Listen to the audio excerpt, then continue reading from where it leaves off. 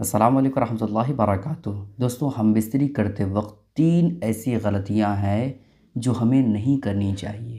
اگر کوئی شخص ہم بستری کرتے وقت یہ 3 غلطیاں کرتا ہے تو پھر ایسی کیفیت میں بیوی پر اور ہونے والے بچے پر بہت ہی زیادہ اثر پڑتا ہے، بہت ہی زیادہ فرق پڑتا ہے، اور ساتھ ہی ساتھ شوہر کو بہت بڑی بیماری ہونے کا اندیشہ ہے۔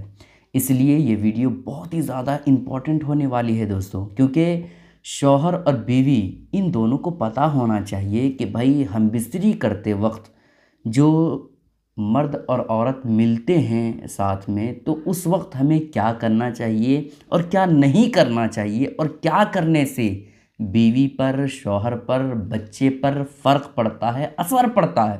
تو آج میں آپ کے سامنے 3 ایسی بڑی غلطیوں کے بارے میں بتانے والے ہیں جس کو آپ کو سننا بیحد ضروری ہے دوستوں دیکھیں، ہم بستری کرتے وقت کچھ ایسے کام ہوتے ہیں جس کے بارے میں ہم تو یہ سوچتے ہیں کہ یہ کام کرنا چاہیے یا نہیں کرنا چاہیے، لیکن شرم و حیا کی وجہ سے نہ ہم ڈاکٹر سے پوچھ پاتے ہیں، نہ ہی کسی اچھے جانکار آدمی سے اس بارے میں پوچھتے ہیں، شرمندگی کی وجہ سے، ٹھیک ہے؟ تو آج میں آپ کے سامنے ڈیٹیل کے ساتھ اور مختصر انداز میں بتانے کی کوشش کروں گا کہ وہ کون سے کام ہیں جسے نہیں کرنا چاہیے ہمیں۔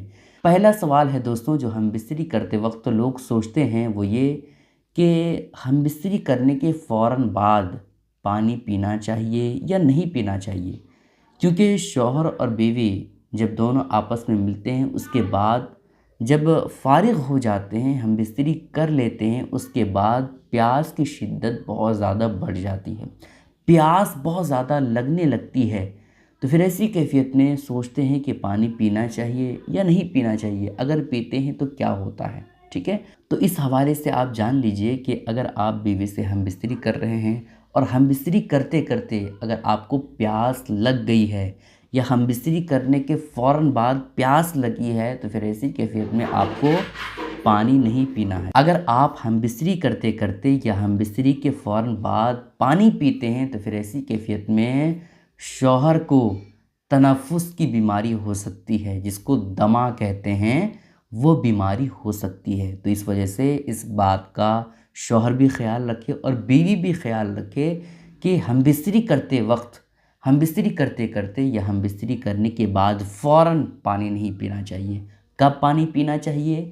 ہم بستری کرنے کے 10 منٹ، 20 منٹ، آدھے گھنٹے کے بعد پانی پینا چاہیے، کم سے کم 20 منٹ کے بعد ہی پانی پینا چاہیے، پہلے 20 منٹ سے پہلے ہم بستری کرنے کے بعد نہ پئیں، ٹھیک ہے؟ اسی لیے ڈاکٹر حضرات کہتے ہیں کہ پیٹ بھر کر کے جب کھانا کھائیں اس کے فوراً بعد ہم بستری نہیں کرنا چاہیے، بھرے پیٹ میں ہم بستری نہیں کرنا چاہیے، ڈاکٹروں کا کہنا ہے۔ کیوں؟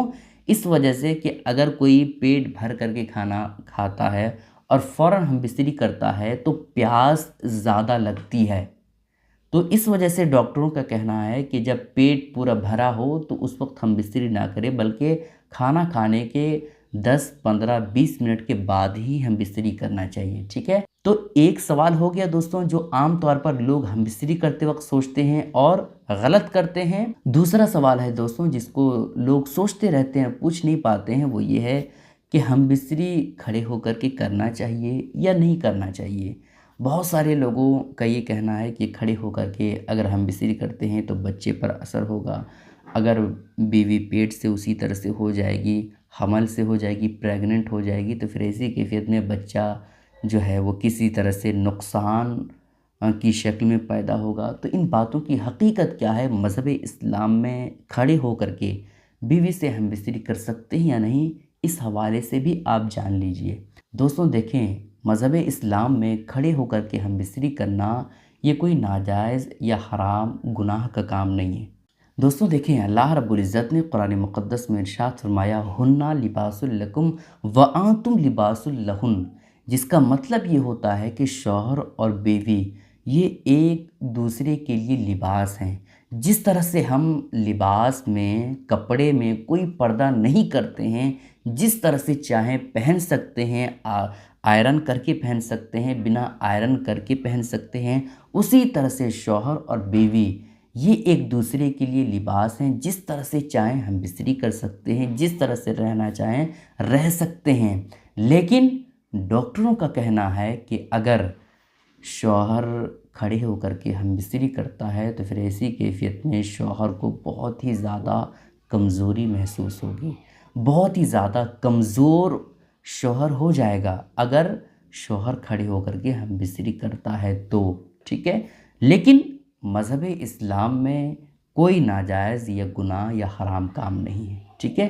لیکن بہتر طریقہ جو مذہب اسلام نے بتایا ہے ہم بستری کرنے کا وہ یہ کہ پہلے بیوی ہو، نیچے بیوی ہو اور پھر اوپر سے شوہر ہو۔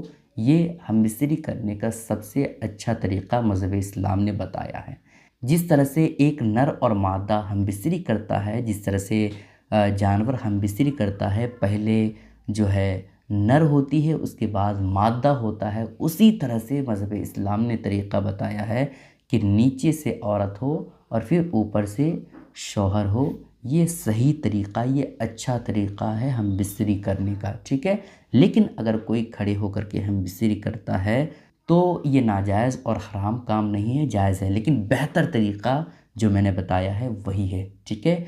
دو ایسی باتیں ہو گئی دوستوں جس کو لوگ پوچھنے سے شرمندگی محسوس کرتے ہیں اور اچھی معلومات ان تک نہیں پہنچ پاتی ہے۔ تیسری چیز ہے دوستوں، ہم بستری کے وقت شرمگاہ کو ہرگز نہ دیکھیں۔ شرمگاہ کو اگر آپ ہم بستری کرتے وقت دیکھتے ہیں تو پھر ایسی کیفیت میں آپ کی نگاہیں یہ کمزور ہو سکتی ہے۔ شوہر اگر بیوی کی شرمگاہ کو ہم بستری کرتے وقت دیکھتا ہے تو اس سے کہا یہ گیا ہے کہ یہ نگاہیں، آنکھوں کی روشنی یہ کم ہو جائے گی، یہ کہا گیا ہے، ٹھیک ہے۔ لیکن میں نے بتایا نا آپ کو کہ شوہر اور بیوی یہ ایک دوسرے کے لیے لباس ہیں، قرآن مقدس میں بیان ہوا ہے، جس طرح سے چاہیں ہم بستری کریں، جس طرح سے چاہیں رہ سکتے ہیں۔ لیکن بہتر یہ ہے کہ شوہر بیوی کی شرمگاہ کو دیکھے لیکن ہم بستری کرتے وقت نہ دیکھے، اس سے نظر کی کمزوری اور بچہ جو ہے اندھا پیدا ہونے کا اندیشہ ہے، ٹھیک ہے۔ تو ان باتوں کا خیال رکھیں، ہم بستری کرتے وقت بیوی کی شرمگاہ کو نہ دیکھیں۔ اگر دیکھتے ہیں تو آپ کی نظر یہ کمزور ہوگی اور پھر ہو سکتا ہے کہ آپ کا بچہ جو پیدا ہونے والا ہے وہ اندھا ہوگا، ٹھیک ہے۔ تو ان باتوں کا آپ خیال رکھیں۔ آپ سے گزارش کرتا ہوں دوستوں، ہاتھ جوڑ کر کے گزارش کرتا ہوں کہ اس کلپ کو ان تک ضرور پہنچائیں جو شادی شدہ ہیں، اور خاص کر ان تک ضرور پہنچائیں جو اس طرح کے سوالات کو پوچھنے میں شرمندگی محسوس کرتے ہیں۔ السلام علیکم ورحمۃ اللہ وبرکاتہ۔